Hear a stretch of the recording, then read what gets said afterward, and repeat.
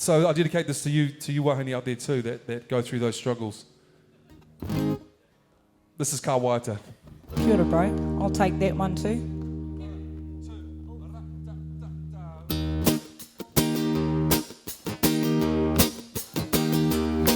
Ka waiata, ka Maria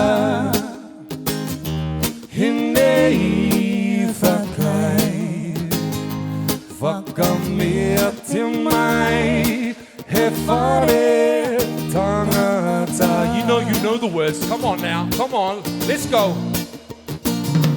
Hine pūrotu, hine ngākau, hine rangimārie. Ko te whaea, ko te whaea, o te ao. Verse 2, come on. Ka waiata, ka Maria,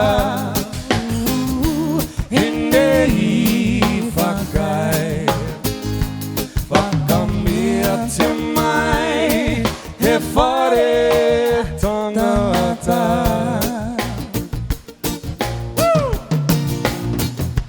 Hine pūrotu, hine ngākau, hine rangimārie.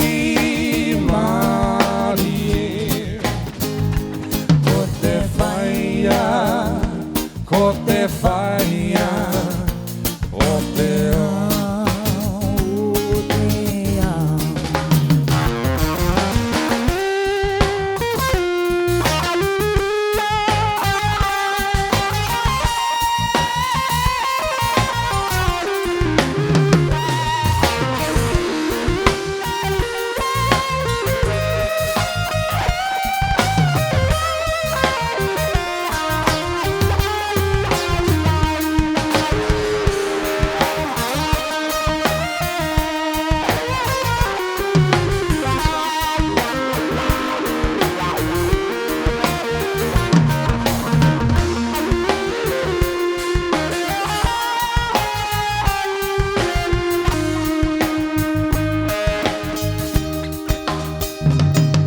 Ka waiata, ka Maria,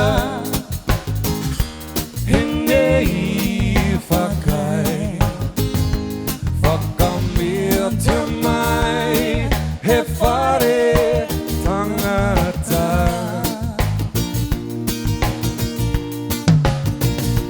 Hine pūrotu, hine ngākau, hine rangimārie. Ko te whaea, ko te whaea, o te ao. Ko te whaea, ko te whaea, o te ao.